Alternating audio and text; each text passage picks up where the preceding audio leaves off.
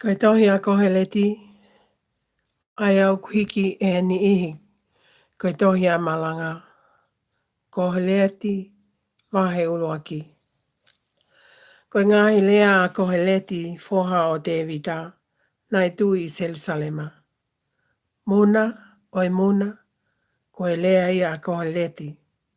Muna, oi muna. Koe muna ai mea kotoa. Koe haa ai fua o kutoi ki he tangata, me he ngā aue kehe. O kune o ngosia ai. I he lalo la a. Mole ha tau tangata. Pe hao ha tau tangata. Pe ko mamani o kutu atu ai pe. Pe au kuhopo ai la a. Pe au kuto ai la a. Pe au kune whakavave ki hono wheituu ke toi hopo mai. Alo ai matangi ki he tonga. Pe a foki ki he toke lau. Whakataka milo. Toki foki ai matangi. Ki hono ngahi foki a ngā. Koe ngahi vai tawhe, kotoa, o kunau toka ki tahi. Ka kui kai ke whonuai ai tahi. Koe potu o kutawhe ai ngahi vai tawhe. O kunau foki ke tawhe ai. O whakawhite whita ai pe ai mea kotoa pe.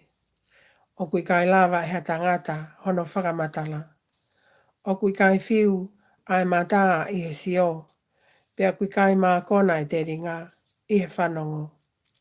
Koe mea na iai ko ia e iai. Pea koe mea na e whai ko ia e whai ia.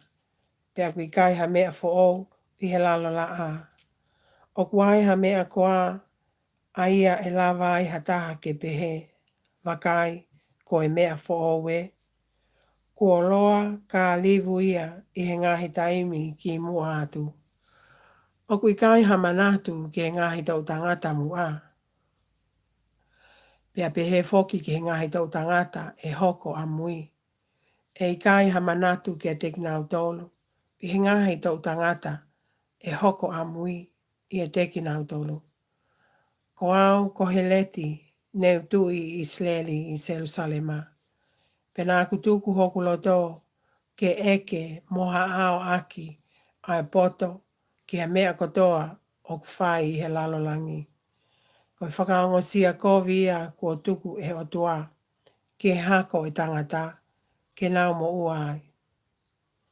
Neu sio ki he ngawe kehe o kuwhai i he lalola a. Pea tā koe koto muna ia.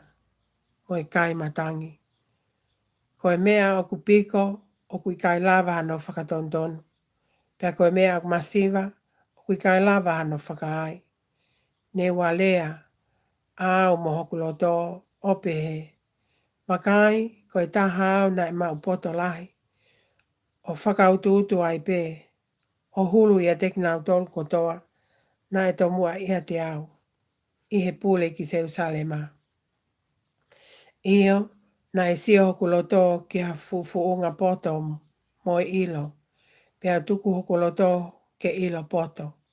Pea ke ilo ai vale e ua mo i whakasisele. Pea ilo na amoia koe kai matangi pe. He o kuo mo i poto lahi ai mawhasia lahi. Pea koe ia o whakalahi ene ilo. O kune whakalahi ene mamahi. Amen.